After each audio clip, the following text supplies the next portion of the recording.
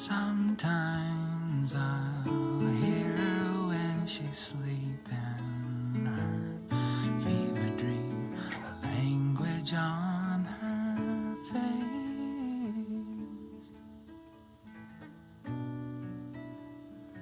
I want your flowers like babies. There are times that walk from you like some passing afternoon. Summer warm the open window of her honeymoon, and she chose a yard to burn, but the ground remembers her. Wooden spoons her children stir, her bougainvillea blooms. There are things that drift away like our endless numbered days. Autumn blew the quilt right off the perfect bed she made, and she's chosen to believe in the hymns her mother sings. Sunday pulls its children from their piles of fallen leaves. There are sailing ships that pass all our bodies in the grass. Springtime calls her children till she lets them go at last, and she's chosen where to be, though she's lost her wedding ring. Somewhere near her misplaced jar of bougainvillea seeds, there are things we can't recall, blind as night that finds us all. Winter tugs her children in her fragile china dolls, but my hands remember hers, rolling round the shaded ferns. Naked arms are secrets still, like songs I never learned. There are names across the sea, only now I do believe. Sometimes where the windows close, she'll sit and think of me, but she'll mend his tattered clothes, and they'll kiss as if they know. Just like the way that you ran to wine when they made the new milk turn. Jesus, a friend in the better times, let your mother's Bible burn. Freedom, a feeling you suffer through, and the dog drank from your cup. Frozen the river that baptized you, and the horse died standing up. But when a southern anthem rings, she will buckle to the sound.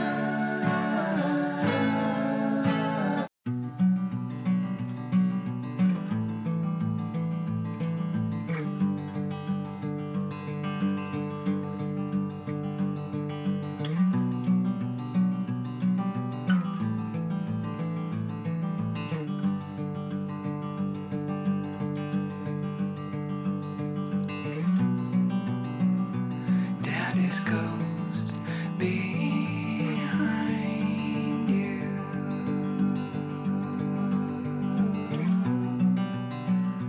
Sleeping dog beside you.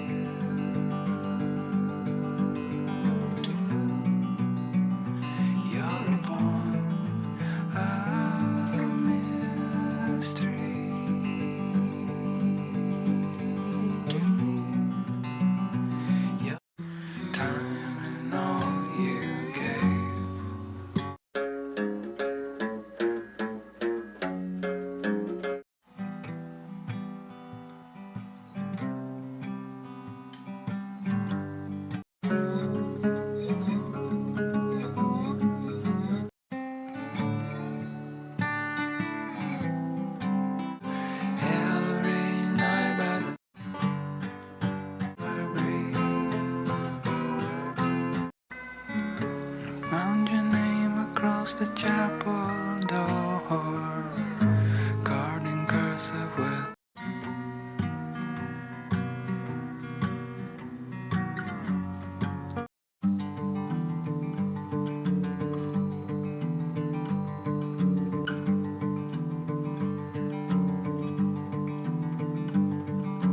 run like a race for family when you hear like you're alone. The rusty gears of morning, faceless busy phones. We gladly run in circles, but the shape we meant to make. There are What is the book you couldn't keep to yourself? I didn't know who would even care about my book recs on TikTok. Chaotic science.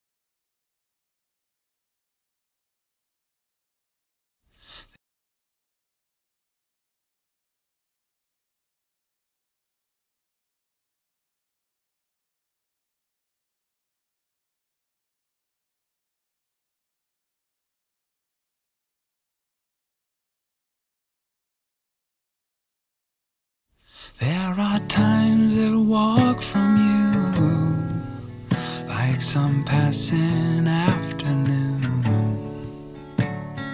Summer warmed the open window of her honeymoon, and she chose a yard to burn, but the ground remembers her. Wooden spoons her children stir, her bougainvillea blooms. There are things that drift away, like our endless numbered days. Autumn blew the quilt right off the perfect bed she made, and she's chosen to believe in the hymns her mother sings. Sunday pulls his children from their piles of fallen leaves. There are sailing ships that pass, all our bodies in the grass. Springtime calls her children till she lets them go at last, and she's chosen where to be, though she's lost her wedding ring. Somewhere near her misplaced jar of bougainvillea seeds, there are things we can't recall, blind as night that finds us all. Winter tugs her children in her fragile china dolls, but my hands remember hers, rolling round the shaded fern. Naked arms are secrets still, like songs I never learned.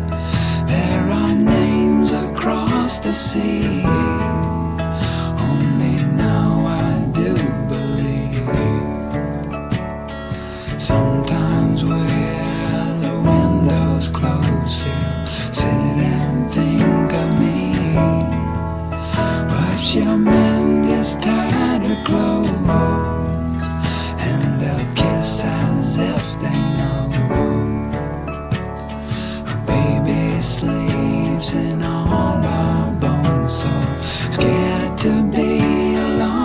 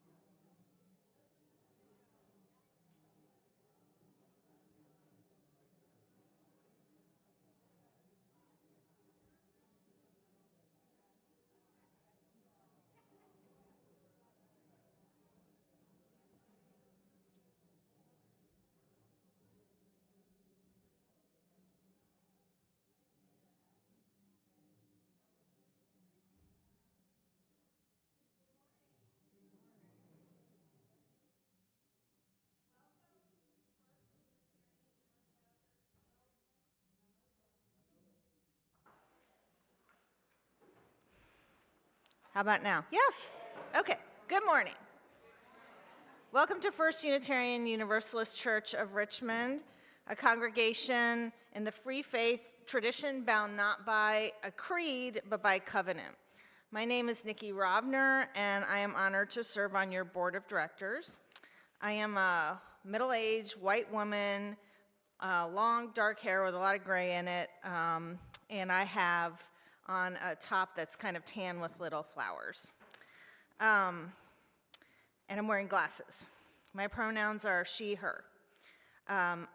This church began in 1833 as a liberal Christian community, and now we are a community of many faith journeys and beliefs united in a single covenant of care.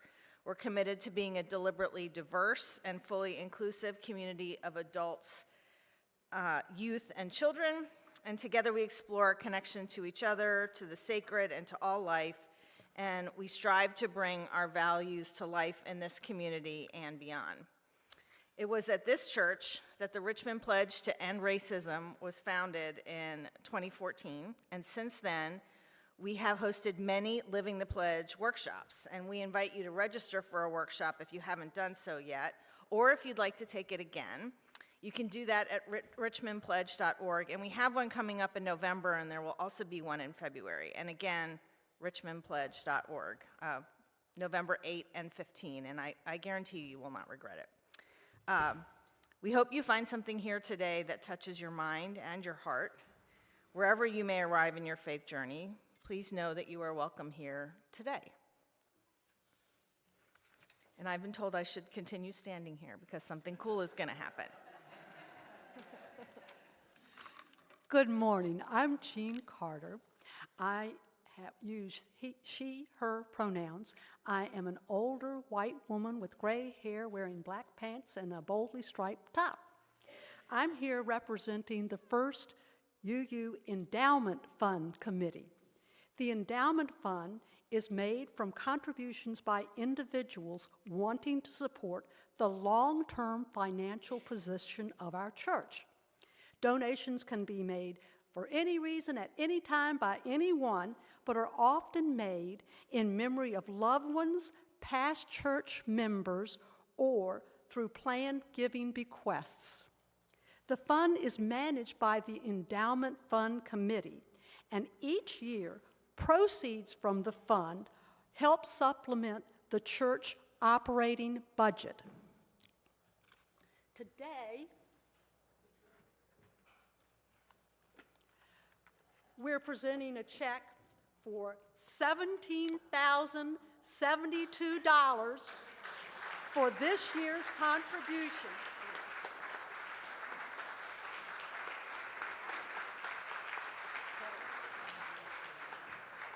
For this year's contribution to the operating budget from the Endowment Fund.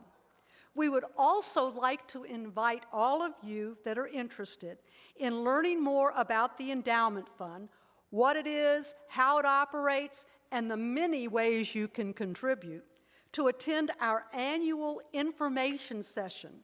We will hold it 2 weeks from today, November 2nd, after services in the lower level. Coffee will be provided. Short of that, you can just write a check to the church, making sure you write Endowment Fund in the description line. And I hope to see many of you there, and thank you all so much for supporting the Endowment Fund. Okay, thank you.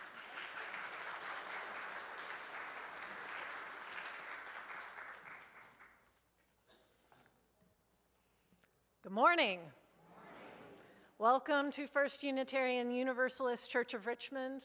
I'm Reverend Anna Tulu, and I serve as assistant minister here. I use both she and they pronouns. I am a middle-aged white woman with pale skin and freckles, blue eyes, and long hair. And today I am wearing a black dress, a black and colorful tie-dye headband, and a quilted stole in shades of brown with a Cooper's hawk on the back.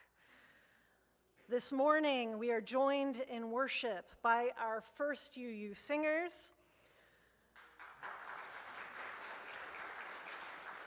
Of course, under Jamie's direction. And our song leaders, Bari, I apologize, I lost the thing, but thank you very much for leading us in song this morning. Jeremy Weiland and Eric Glassman are pulling their weight over in AV today. Thank you.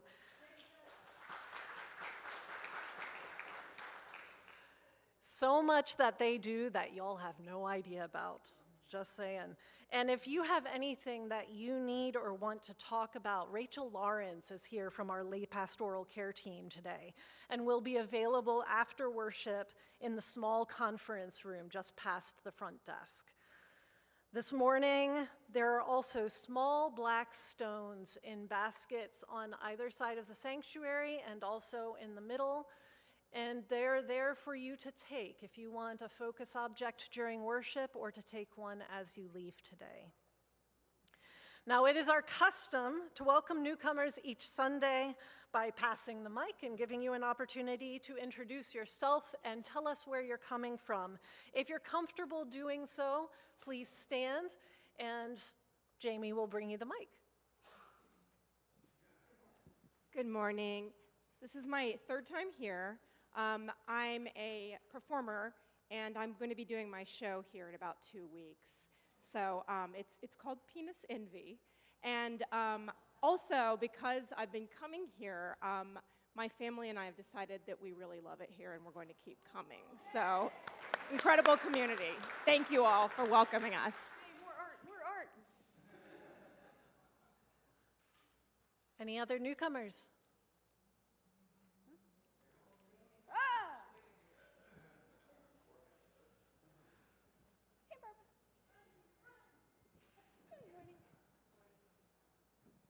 Hi, I'm Lori Reed.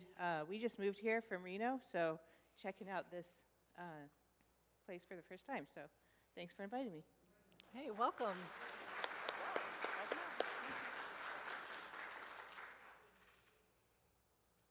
All right. Well, now it's time to greet one another. For those of you who are attending virtually, please introduce yourselves in the chat. And for those here in the sanctuary, introduce yourself to your neighbor. Say hello.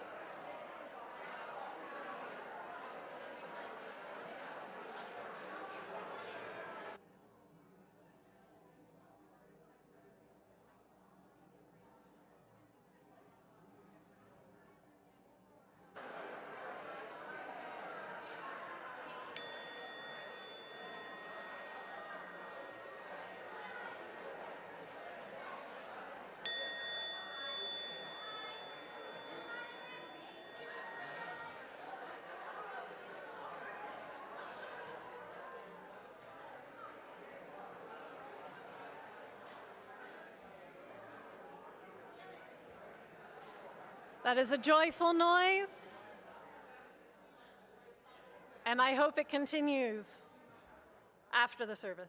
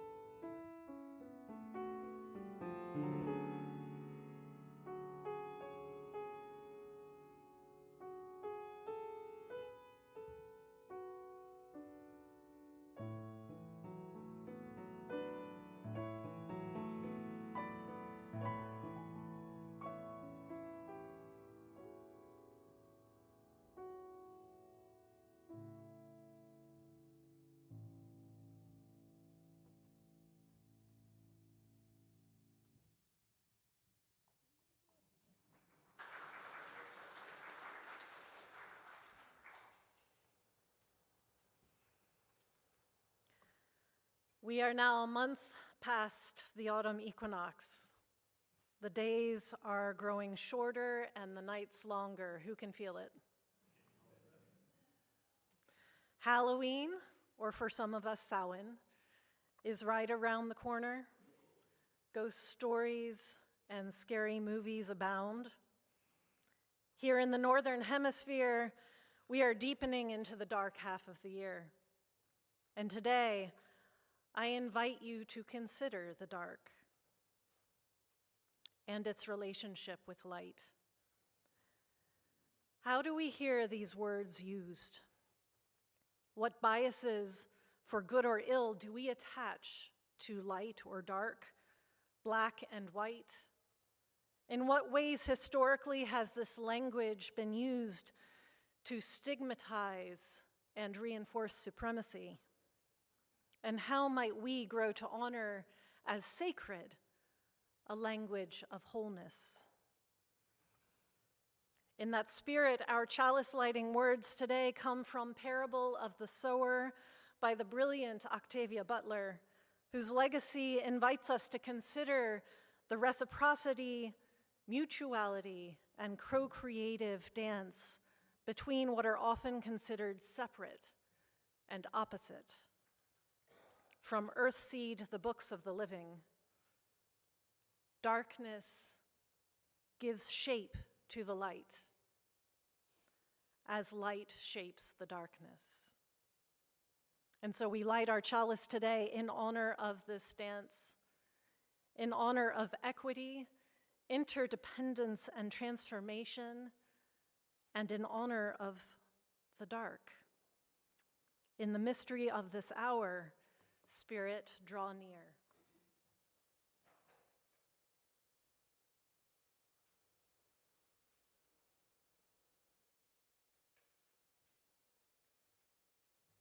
And please rise in body or in spirit for our opening hymn, number 389.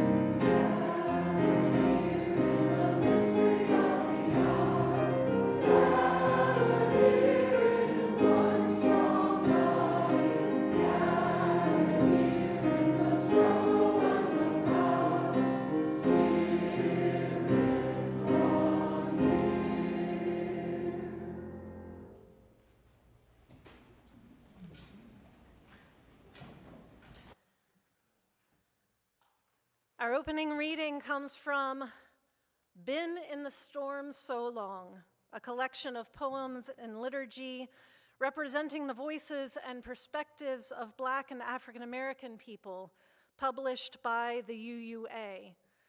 This reading comes from one of that collection's editors, UU religious educator, now retired, Jackie James. It was first published in 1991.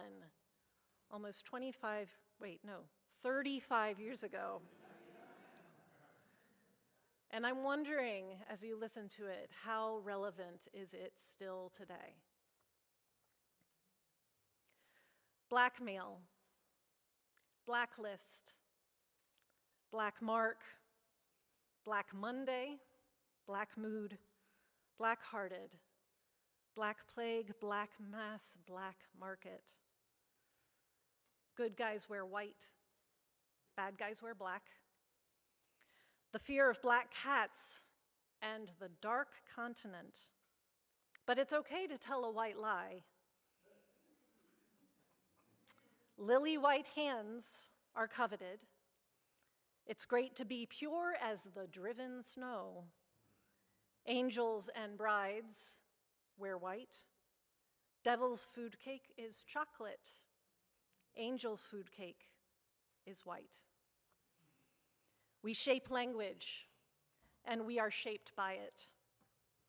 In our culture, white is esteemed. It is heavenly, sun-like, clean, pure, immaculate, innocent, and beautiful. At the same time, black is portrayed as evil, wicked, gloomy, depressing, angry, sullen. Ascribing negative and positive values to black and white enhances the institutionalization of this country's racism. Let us acknowledge the negative connotations of whiteness. White things can be soft, vulnerable, pallid, and ashen. Light can be blinding, bleaching, enervating. Conversely, we must acknowledge that darkness has redemptive character, that in darkness there is power and beauty. The dark nurtured and protected us before our birth. Welcome darkness. Don't be afraid of it or deny it. Darkness brings relief from the blinding sun, from scorching heat, from exhausting labor. Night signals permission to rest, to be with our loved ones, to conceive new life, to search our hearts, to remember our dreams. The dark of winter is a time of hibernation. Seeds grow in the dark, fertile earth. The words black and dark don't need to be destroyed or ignored, only balanced and reclaimed in their wholeness. The words white and light don't need to be destroyed or ignored, only balanced and reclaimed in their wholeness. Imagine a world that had only light or dark. We need both, dark and light, light and dark. And I am now going to welcome Margaret McGugan.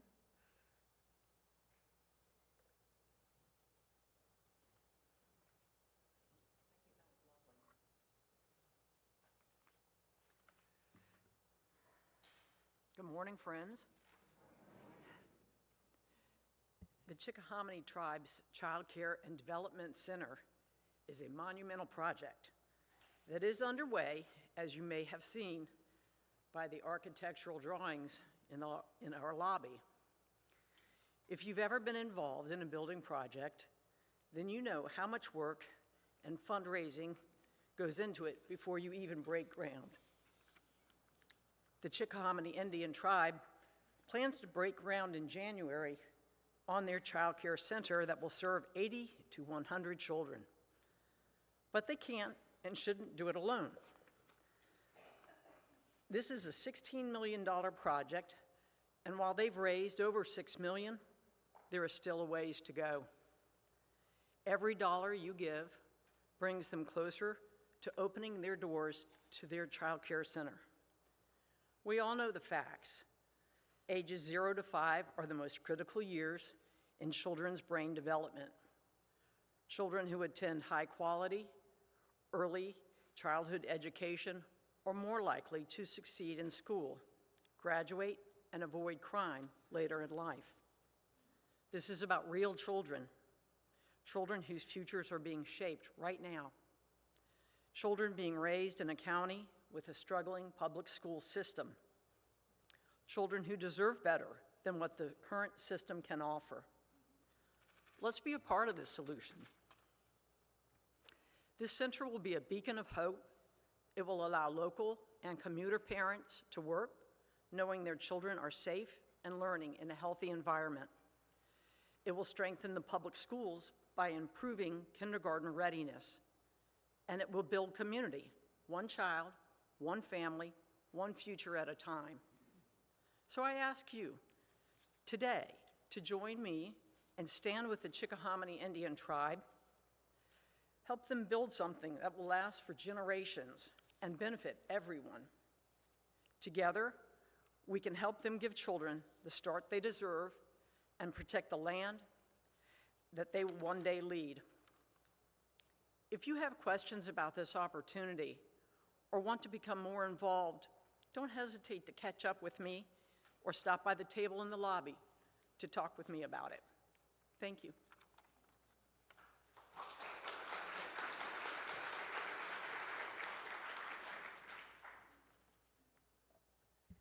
Ways to give are listed on the screen for those of you who would like to do so from your devices, and our ushers will be passing the baskets as well.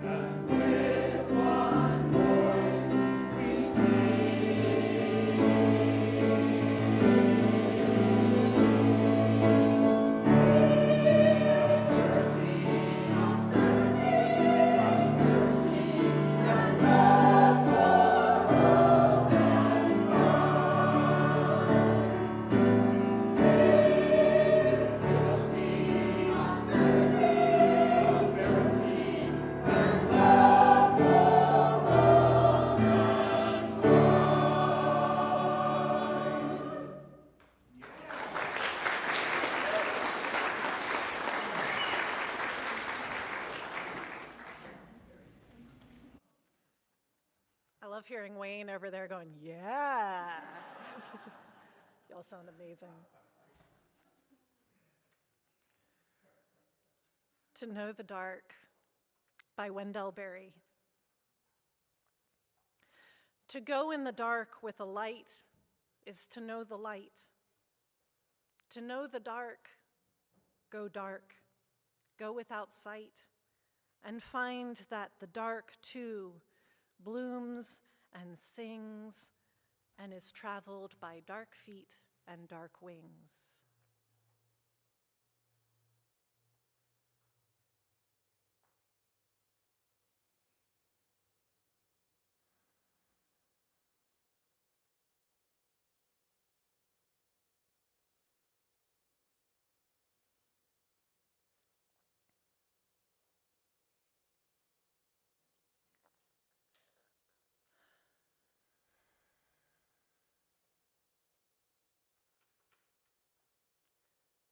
Spirit of life, spirit of love.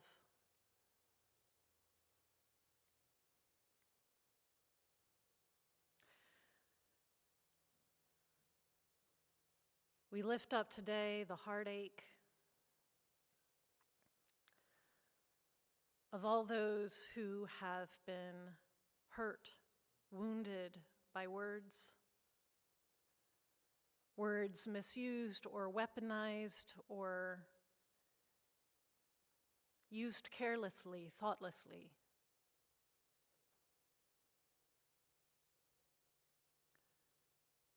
That speak to our identities,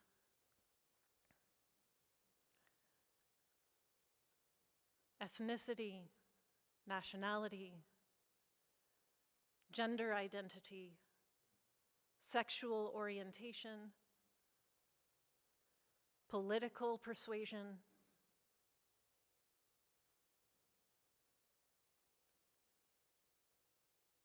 and we give gratitude and thanks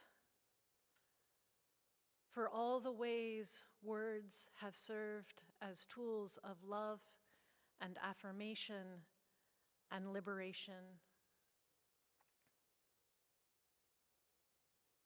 We bring our heartache and our gratitude and hope. Help us to use our tools well.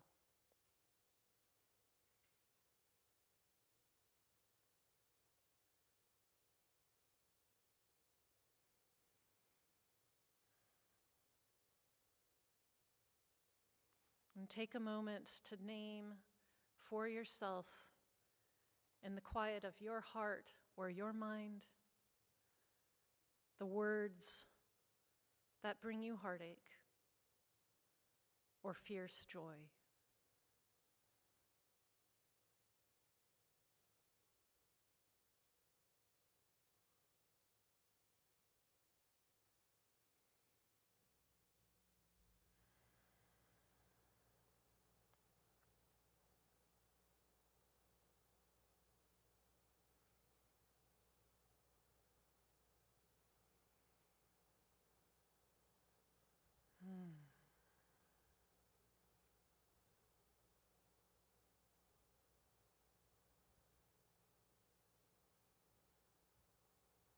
And when you are ready, open your eyes, if they were closed,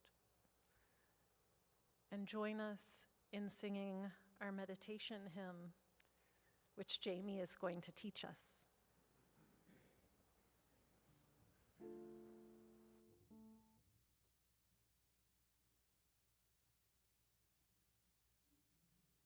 All right, so here's the tune of it.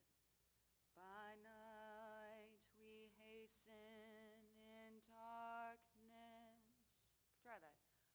By night we hasten in darkness to search for living water. To search for living water. Only our thirst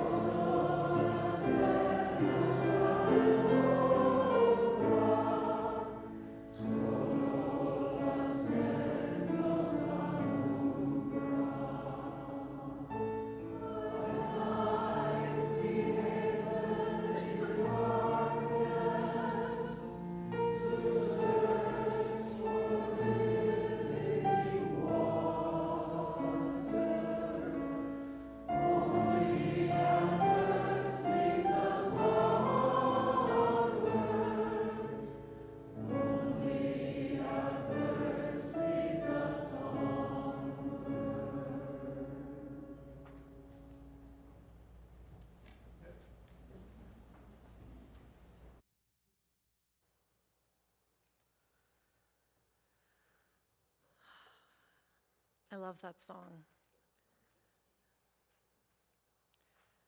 Rabbi Abraham Joshua Heschel was a prominent Jewish teacher, leader, and partner in the work for racial justice and class equity. In the introduction to a collection of his essays, Moral Grandeur and Spiritual Audacity, Gesundheit, his daughter Susanna Heschel wrote this about her father, the rabbi. Words, he often wrote, are themselves sacred, God's tool for creating the universe, and our tools for bringing holiness or evil into the world.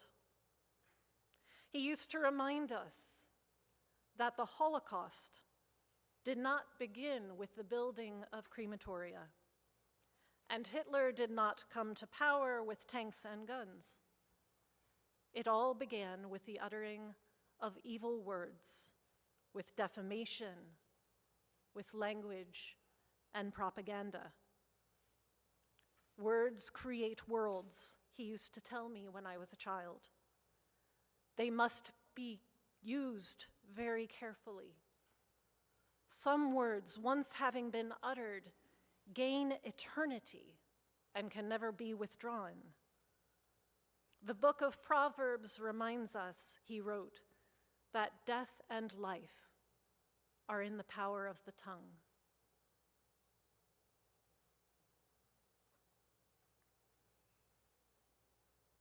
Words create worlds. They are like stones in this way. They can be used to build, to bridge.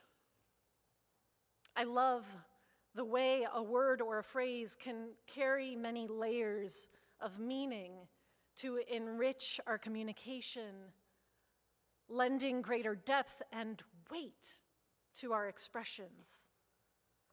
Words build worlds, and they can also tear them apart.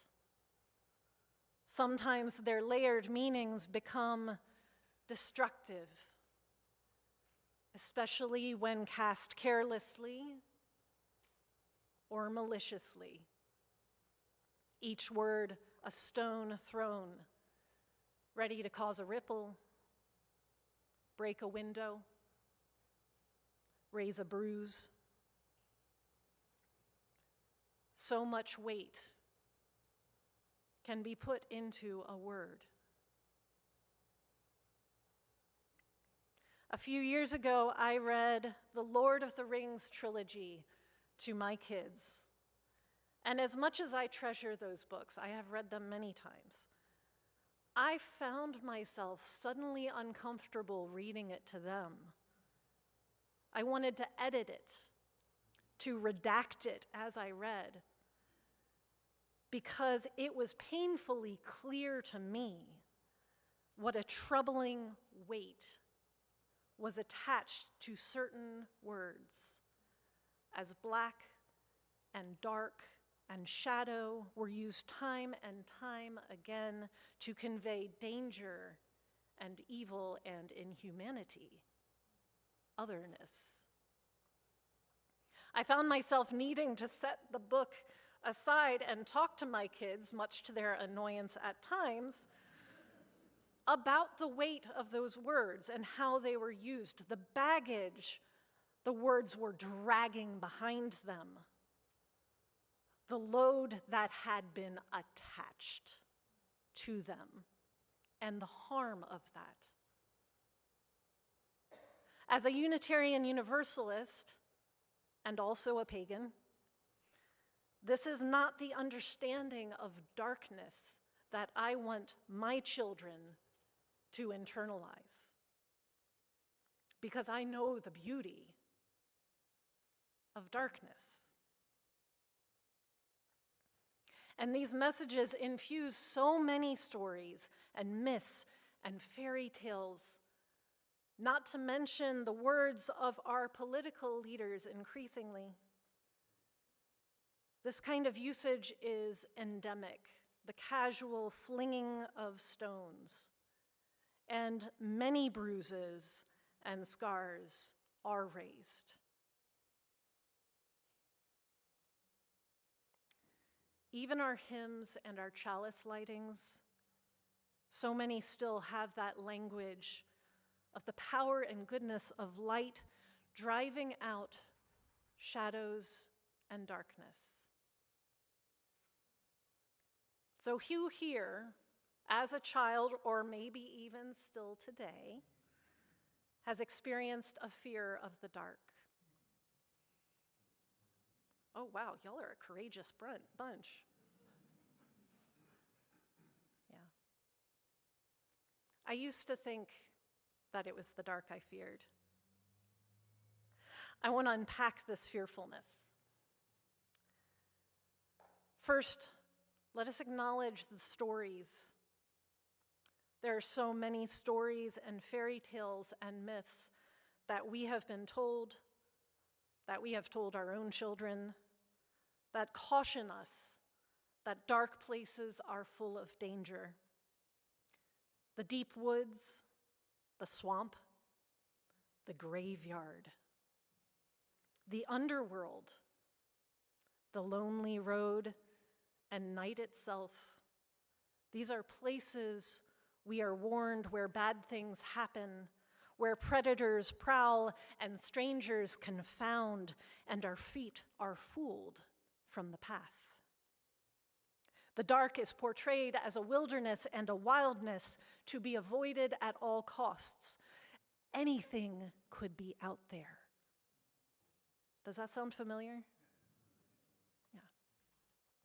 I remember visiting a cavern with my kids.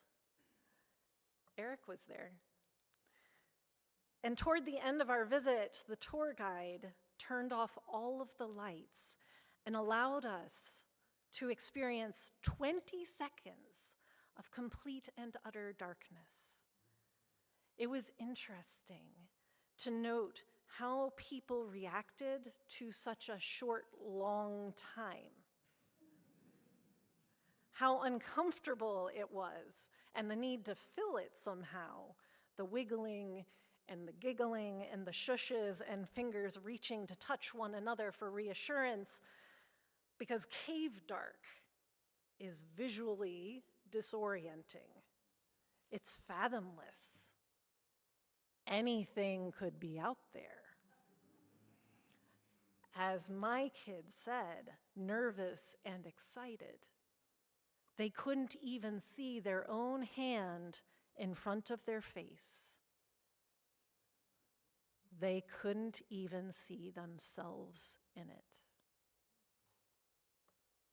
But then cave dark and pure brightness are really equally disorienting.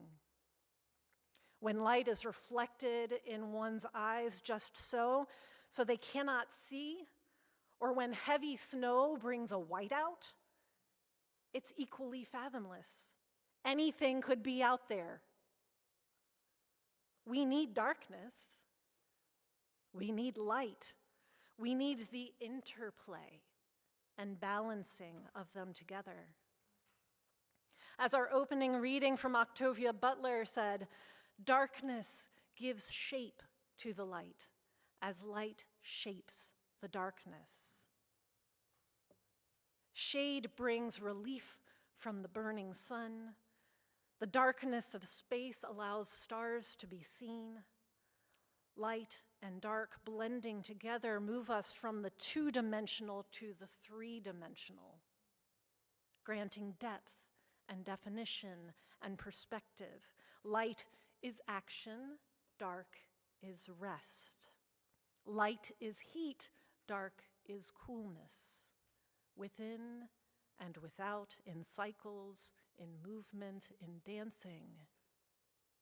We need both. So is it really the dark of which people are afraid? Or are we afraid of what might be hidden in the dark, when light and dark are so far out of balance? What might be hidden in the light, for that matter?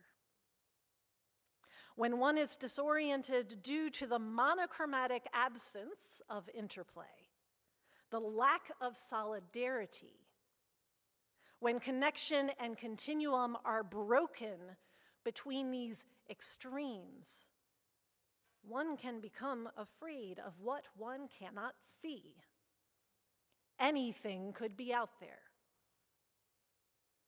And often that fear, the fear of facing our fears, is conflated with a fear of the dark. Does it feel safer to leave our fears there where we can't perceive them and say that it is the dark that we fear instead?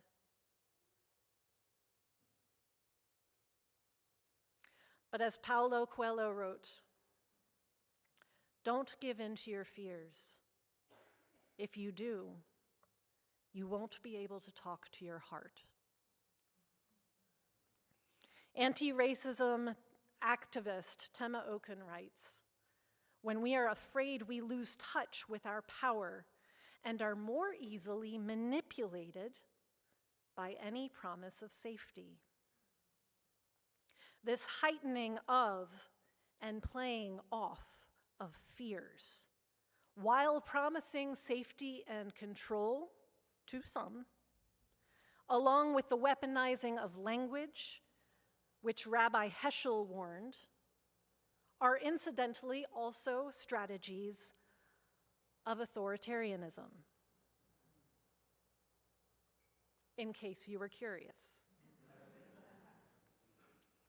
And all these stories that we have been told, all this white-black, light-dark imagery in which we have been steeped, in which we have reinforced often by unthinkingly repeating ourselves or even telling to our children,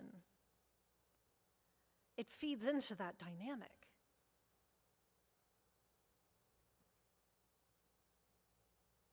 So what if it is not the dark we fear? What if it is what we imagine to be hidden there, which might be different for each of us? It's the idea that has been planted in our minds from earliest stories. Instead of fearing the dark, do we have the courage to confront our real, actual fears? What is your fearful unknown? The aspect of your life or your family history? That part of your psyche that you fear to explore? Or as a congregation, what are the taboos, the impulses or actions that have been deemed by the collective best left unspoken, that have been crammed haphazardly into a box in the back of the storage closet for being too scary or too risky? But there's risk too in playing it safe. There is risk in staying only in well-lit and comfortable areas, especially right now. There is danger in buying into imagery and retelling stories that were intended to keep the world divided into false binaries. American philosopher Cornel West wrote that we need the courage to question the powers that be, the courage to be impatient with evil, to be impatient with evil and patient with people.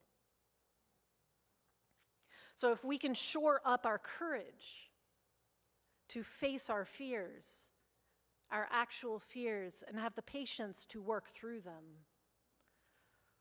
what treasure or transformation might await us? What might we discover? What might we become? Anything could be in here. Like stones, words build worlds, and words can wound. Language shapes our lives and our minds, and our minds and our choices likewise shape language. It is up to us to question the stories we've been told, the false correlations that we have inherited and sometimes reinforced. It is up to us to rewrite the meanings and tell new stories, and to heal the wounds of the old ones, to stop throwing stones carelessly. As religious educator Jackie James wrote, the words black and dark don't need to be destroyed or ignored, only balanced and reclaimed in their wholeness. The words white and light don't need to be destroyed or ignored, only balanced and reclaimed in their wholeness. For myself, I experience nighttime as a welcome comfort and rest after a long, full day. I greet the dark half of the year as a blessed respite after the glaring heat and busyness of summer. I lean into it, for darkness brings many gifts of restoration and nourishment. In pagan tradition, it is both the womb and the tomb that connect all beings, cradling us within. Darkness is mystery, infinite potential, the source of dreaming, of creativity and intuition.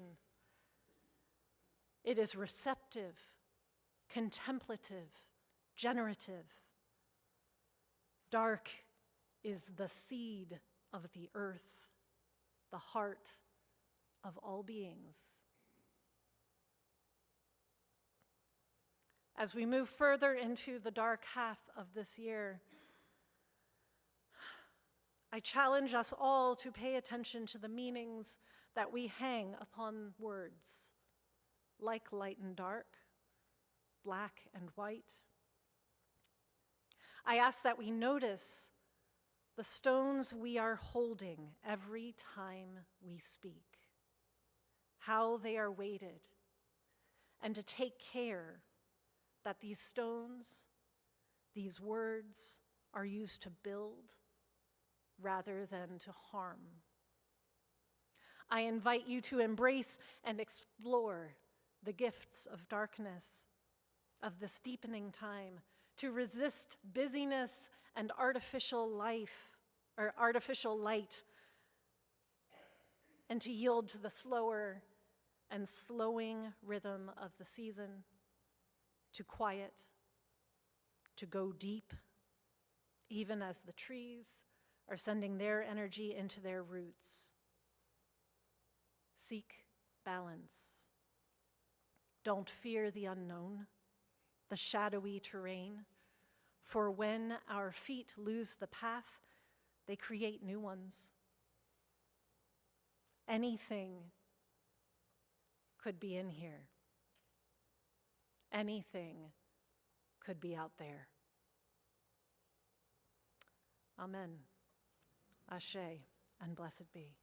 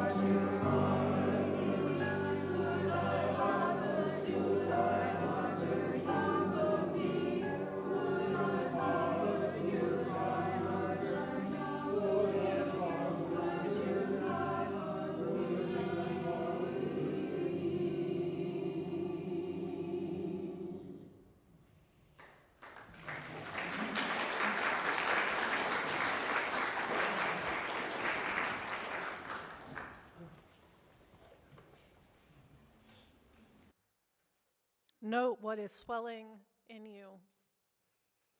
Note what is rising up in the dark water.